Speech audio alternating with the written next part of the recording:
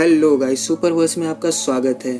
इस वीडियो में हम एक्सप्लेन करने वाले हैं मार्वल के एक upcoming super hero moon night की ओरिजिन। गाइस, मून नाइट सबसे पहले अपीयर हुआ था मार्वल के वेयरवुल्फ बाय नाइट कॉमिक में, जो पब्लिश हुआ था 1975 में, और इसे क्रिएट किया था डग मॉन्च और डॉन पर्लिन ने, जो शुरू में तो सुपर विलन होता है लेकिन अंत में सुपर हीरो बन ही जाता है और बाद में कॉमिक्स में कई सुपर हीरो टीम का पार्ट भी रहता है। So without wasting any more time, let's get start.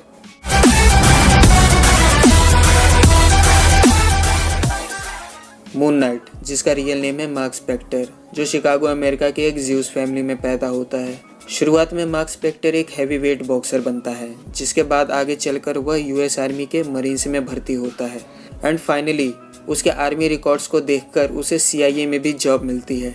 लेकिन जब वह सीआईए में बहुत ज़्यादा करप्शन नोटिस करता है तो वह सीआईए छोड़कर एक फ्रीलांस सोल्जर बन जाता है और इसी दौरान वह फ्रेंच मशीनरी जिन पॉल बिचमैन से मिलता है, जिसे वह फ्रेंच कहकर पुकारता है। फ्रेंच बेसिकली मार्क के अलग अलग मिशन के लिए पायलट का काम करता है।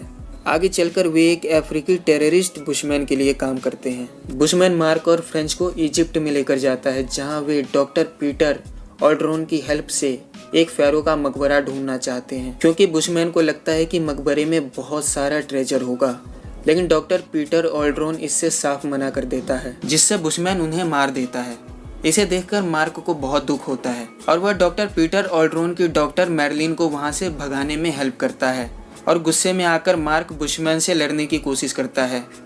लेकिन बुशमैन न केवल उसे हराता है बल्कि उसे अधमरा कर डेजर्ट में मरने के लिए छोड़ देता है। बाद में जाकर कुछ लोकल इजिप्शियंस मार्क को मून गॉड कॉन्शु के टेम्पल में लेकर जाते हैं और वहां पहुंचते ही मार्क के दिल की धड़कन बंद हो जाती है और इसी के जस्ट बाद मार्क स्पेक्टर को मून गॉड का विजन आता है, जिसमें वह मार्क की लाइफ को वापिस करने के लिए मार्क को उनके अवतार यानी मून गॉड के रूप में अर्थ पर बुराई से लड़ने के लिए प्रेरित करते हैं और वापस जिंदा होते ही वो बुशमैन के पास मून गॉड कॉन्शु का अवतार बनकर उसे पनिश करने जाता है। आगे चलकर मैरलिन, फ्रेंच और मार्क तीनों अमेरिका के न्यूयॉर्क में जाकर बस जाते हैं, जहां पर मार्क अपने फ्रीलांस सोल्जर के तौर पर जुटाए हुए पैसों को अलग अलग कंपनी में इन्वेस्ट करता है और बहुत ही जल्दी वह वेल्दी भी हो जाता है और मून गॉड की लेगेसी को आगे बढ़ाते हुए वह अपने अंदर दो नए पर्सनैलिटीज को डेवलप करता है, जिसमें वह स्टीफन ग्रैंट के रूप में एक बहुत ही सक्सेसफुल फाइनेंसर होता है और दूसरा वह जैक लॉकली के नाम से एक कैब ड्राइवर बनता है,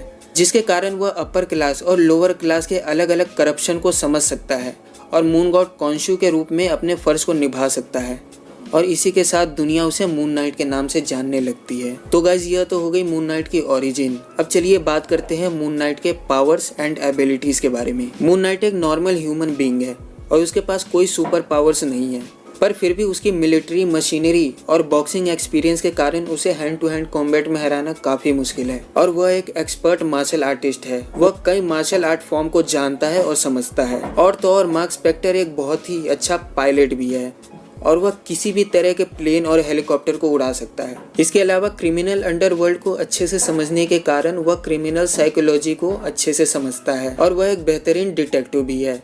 साथ ही साथ वह पुलिस और आर्मी के द्वारा इस्तेमाल किया जाने वाला टॉर्चर मेथड भी बहुत अच्छे से जानता है, जिसके कारण वह इंट्रोगेशन में भी काफ़ी माहिर है।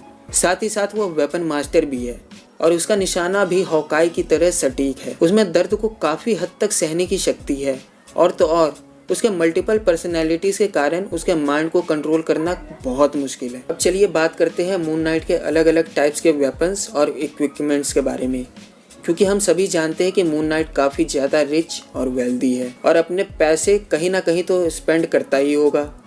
तो सबसे पहले बात करते हैं मून नाइट के सूट के बारे में। शुरुआत में मून नाइट का सूट बना होता था केवलार आर्मर से, जिसमें उसका बनाया हुआ रेडियो एक्टिव सिस्टम इनबिल्ट होता था, जिससे वो अपने हेलीकॉप्टर को रिमोटली कंट्रोल एंड एक्सेस कर सकता है।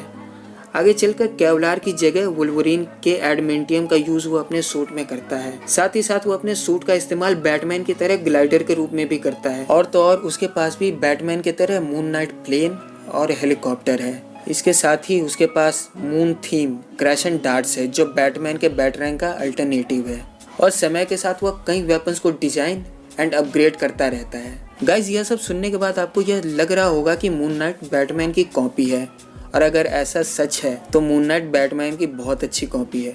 आपको क्या लगता है प्लीज़ कमेंट में ज़रूर बताइएगा। अगर आपको यह वीडियो पसंद आए तो प्लीज़ लाइक कीजिए, शेयर कीजिए, कमेंट कीजिए और हमारे चैनल को सब्सक्राइब कीजिए। Thanks for watching.